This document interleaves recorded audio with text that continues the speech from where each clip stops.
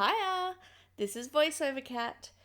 Welcome to my video about my weight, why I'm fat, and just a small insight into me, all while watching me literally clean up my life. Originally, I was going to go fairly in depth about my depression and anxiety as well as my weight, but turns out I have a lot to say and this short video was not going to contain all of what's going on in my head. Also, my house isn't disgustingly dirty in this video, and that's for a couple of reasons. One, I had been slowly coming out of my latest depressive state over the few weeks before filming this cleanup, so I had already done some small improvements to the house. And also my super supportive husband, he picks up my slack when I'm falling apart.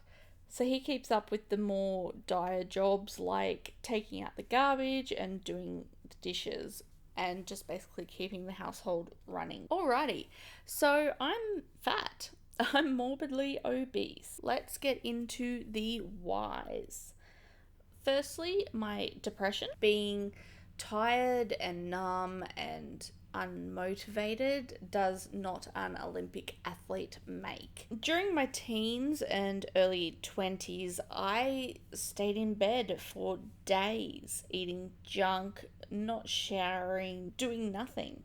So exercise was not going to happen. Another fun symptom of depression for me was I hated myself. I really hated myself. I honestly did not think I was worth it. I did not think I deserved to be healthy or to be happy, because that's what my depression did to me and still sometimes does to me. I would now be considered to have high functioning depression by some people. That means that while I can get up and go to work every day and do the basics, I am still tired all the time. I'm still struggling a lot, and it makes it very difficult to A, get motivated, and B, have the energy to actually do anything outside of a full-time job, which includes exercising, prepping food, eating healthy, making good choices. It's just easier not to. Another issue is that I use food as comfort when I'm feeling low or feeling anxious. It has led me to binge eat and to turn to food whenever I'm not happy or when I am happy. So I guess when I feel an emotion or don't feel an emotion, I eat. It's a recipe for disaster. That is a seriously bad pun. So binge eating at night became a huge problem when I had insomnia, and I would be awake literally all night, so I'd eat to try and feel better. And it became such a habit that even when I got control over the insomnia and was sleeping better, I would still binge eat before bed or literally in bed, and still sometimes do. And I'm not proud of things like this that are horrible and that are bad for my body, but there it is. It's the truth of it. I stopped exercising when I became depressed.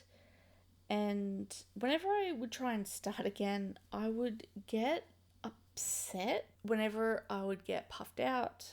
It took me a really long time to realize why being out of breath had such an effect on me. I eventually realized it was because it reminded me of having panic attacks, something that I had suffered through with my anxiety. The chest tightening, the not getting enough oxygen, and there not being enough oxygen in the room. that feeling is scary as hell. And it felt like I was reliving it every time I got my heart rate up.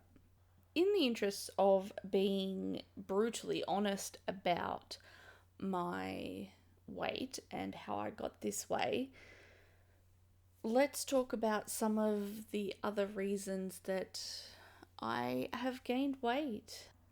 The first thing that comes to mind is I like food. I really love and I feel more satisfied by foods that are high in sugar and high fat. It's a pretty simple idea, and I'm sure many, many other people feel this way, if not everyone. It could be a common thing, but just other people were better at overcoming that and not relying on that the way I have. Let's see. I can be lazy as hell. Sometimes shopping and cooking and cleaning, it feels way too hard, and takeaway or something simple is just so much easier. Sometimes it's hard for me to see the difference between me being unmotivated and tired and lethargic from my mental health and being lazy. But there are certain moments in my life where I can point to and I can say, there is no excuse for that. That was just me being lazy. I just didn't want to do it, so I didn't. Another one is I would rather spend my time doing hobbies or just watching TV than focusing on exercise or eating better. I guess that's another version of being lazy, but it leads on to what do I enjoy? I don't enjoy exercise anymore, so I'd choose something I do enjoy. Again, it's very simple. There's no excuse for it. It's not like that's okay. It's just the truth. Another big factor now that I'm as big as I am is embarrassment. I feel like if I go out for a walk or if I'm eating in public and choose to eat a salad, everyone is just thinking, oh, what a faker. She's putting this on. She must think we're idiots. Of course, we don't believe that she's in any way healthy. And I suppose that could be a reflection of my anxiety, because logically I know that people tend to worry about themselves and their own lives more than anyone else's. These aren't things that I think about other people when I go out. I don't judge them for these things. Why would they judge me? Logic doesn't always work in my brain. And even if they do judge me, if people do judge me, then really, who cares? And I wish I meant that, but I know I don't really mean that, because I get anxious if I know someone doesn't like me or if I think I've done something wrong by someone. So as much as I'm logically knowing who cares if they judge me, it's still there. There's also the usual reasons for not focusing on my health that everyone has. I have a family, I have a full-time job, I don't have the time, and that's just excuse.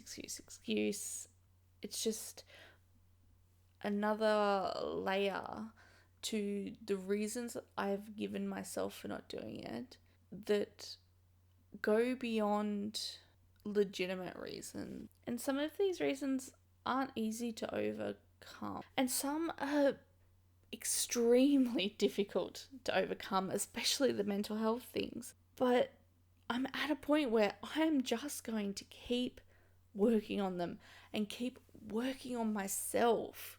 And part of that working on myself is being forgiving of myself when I'm not perfect and being kinder to myself, not letting myself get taken over by the negativity. Because you know what? I'm pretty damn awesome, and I am worth it. I might have to say that to myself 100,000 times before it sinks in, but I am worth it. And guess what? You're awesome and you're worth it too. Because I'm not the only one in the world who feels this way. Thanks for watching and listening, and I can't wait for us to sit down together next time. Thank you and goodbye.